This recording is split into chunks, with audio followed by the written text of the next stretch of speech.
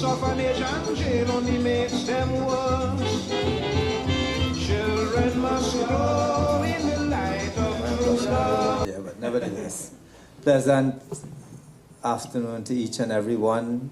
Members of the HEP table, especially my leader, David Abdullah, Comrade David Abdullah, and brother. Other members of the HEP table, contractors and builders. Pleasant afternoon, brothers and sisters. Good afternoon again. Let me say some things before I deal with the farmers thing. I'm a licensed electrician in all three classes: industrial, domestic, commercial. And anybody who is an electrician here would tell you for somebody to have a 4-digit license, they have it long time. So I'm not only a farmer, but I give up electrical work. Hey, I see my friend there, man. I gave up electrical work because of corruption in the inspectorate, sorry. Imagine my own house that I wire. I had to pay $1,000 bribe to get my certificate. And here what happened. A couple years ago, I went to do my teacher in Islam, an elder in the community who is a mufti. I went to do his house. And he said, Shiraz, I ain't paying a cent bribe. You had to get this. If you had to come here 1,000 times, I ain't not paying a cent. You know how to pay the money? Because it was wasting my time. And that was the last house that I ever do in electrical and I pack up. Because at that point in time, when we were building Malabar, and I'm not so old, I was only so old, but I'm not so old. The first set of houses they built in Malabar in the 70s. People in the north didn't want to do concrete work and steel work and tying steel. We used to have 2 buses in Wimpy bringing people from Point Fortin to work in Arima. I work with those guys and I learn about trade unions. And in those days, they were working with Wimpy. They were unionized. So brothers, get all yourself unionized, because we had benefit when we was working in the 70s with Wimpy on those housing scheme. We had benefit in terms of severance and each and everything that it have. So we could do it because unions were there for a purpose. And we got to make use of them. Not everyone is bad. We've seen a few bad knobs getting on bad. But you know what happening? They will be eradicated. You know what happening? It's in draft. You just eat the bad knobs. You just eat just so they'll be eaten up by society. Right? The thing about it is that I've been a contractor and I work in the industry for a long time. And I will tell you something. If this organization stand up for a lot of the words that they said on television this morning, and they mean, you will have here flooding with members. Flooding. Because people are suffering in this sector, all form and fashion. My brother sitting there, Melvin, just recently he had to take a contractor to court. The OWTU represented him. And he won his matter. Why it is that we had to be fighting for like this? But take advantage of the union. David Abdullah is here, so I could talk to him one time. He's the General Secretary of OWTU. I campaigning for your brothers. Right?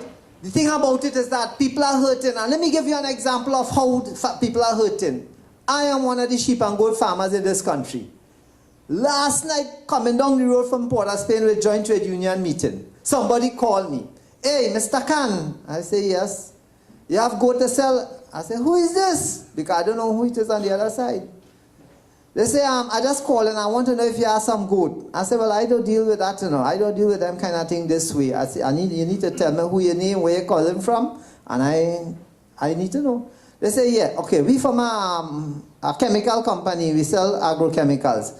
We want some goat to buy because the UTT want to put some goat in school. Let's see what's going on. They are not goat farmers, but they give somebody else the contract. And he now looking to come to the farmer. Same thing happening.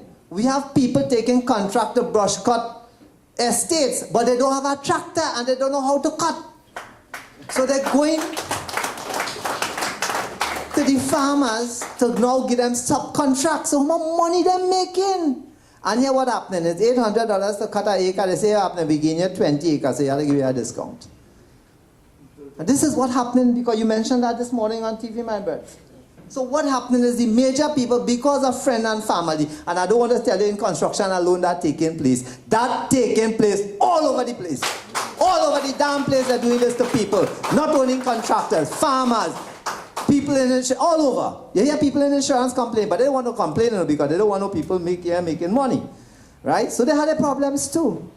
So I am saying is that if we do the thing right, you have a lot of members to get.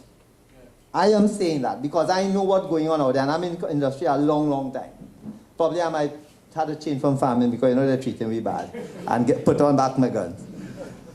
The other thing I want to say is that you, the contractors, when these people who give in contract, like for instance, what taking place in Carson Field, you all must have a conscience too.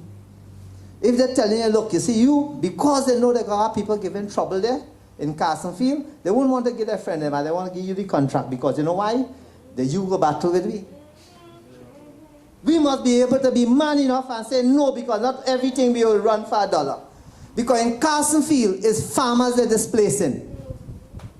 It's farmers who are operating and working and feeding this nation that they are displacing.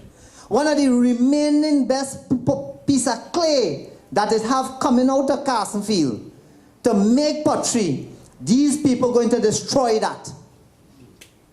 Just where my sign is on the highway, about 200 or 300 feet further to the south, is where we have one of the best pieces of clay sitting there to make pottery, and that is what they want to destroy. Brothers and sisters, you understand what's going on in this country? So I am saying is that while we may want jobs and wanting, we may have to have principle and standards that we have to operate with. Right? There's a big business building going on in Carson Field right now as they enter in on the right. Not one individual, not one person from Carson Field or the surrounding area is employed on that side there.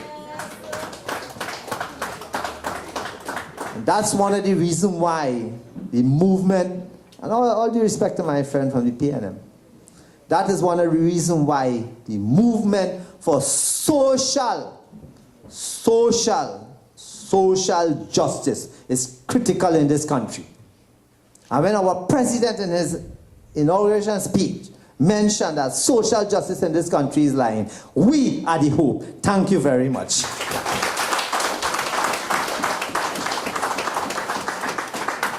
I just also want to say a special hello to him. He's not here, but Ansel Roger, we love you. I really love Ansel Roger, and I always say that publicly. And as you all will know, Mr. Abdullah is also the chairman of the Round Table.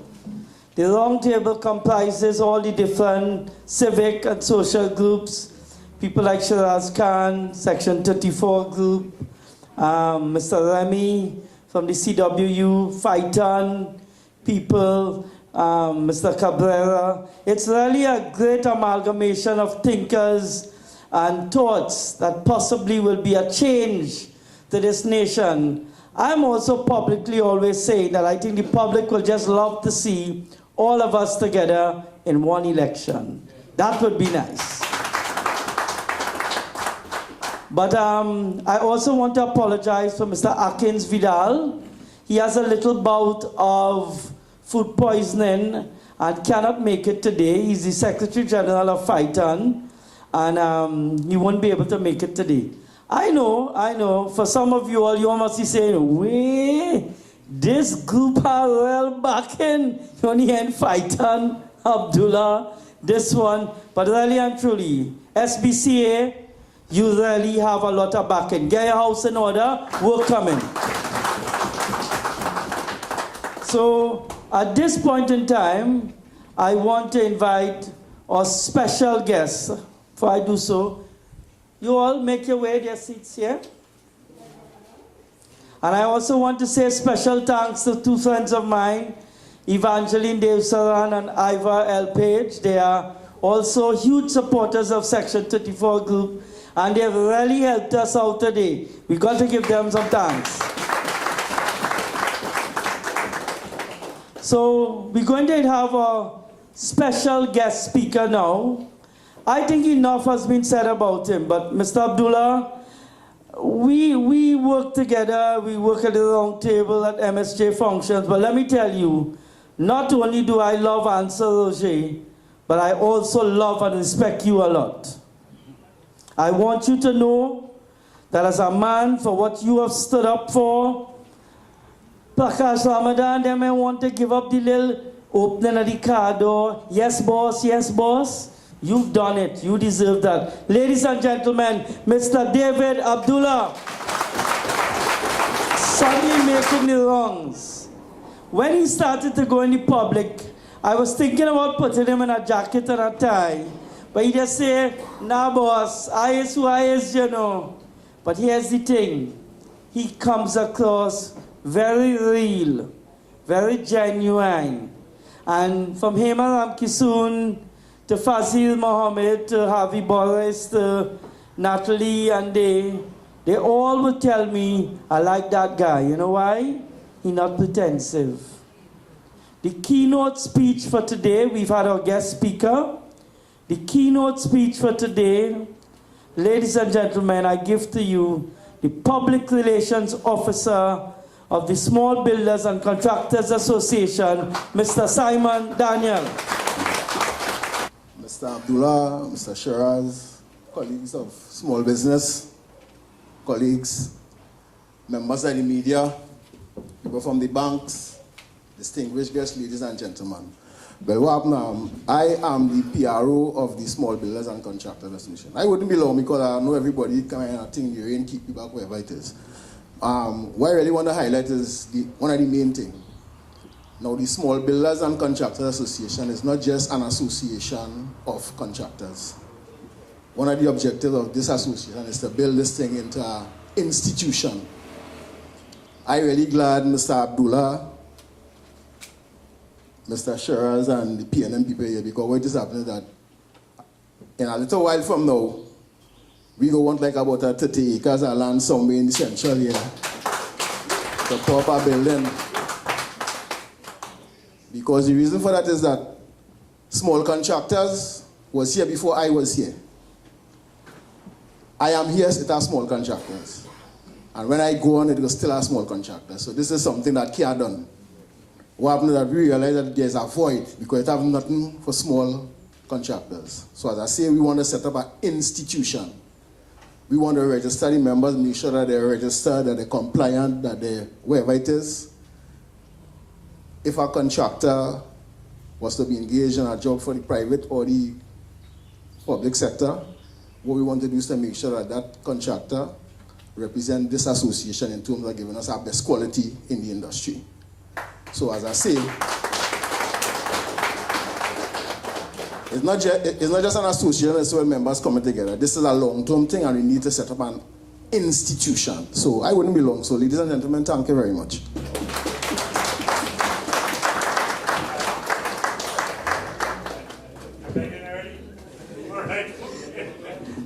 All right.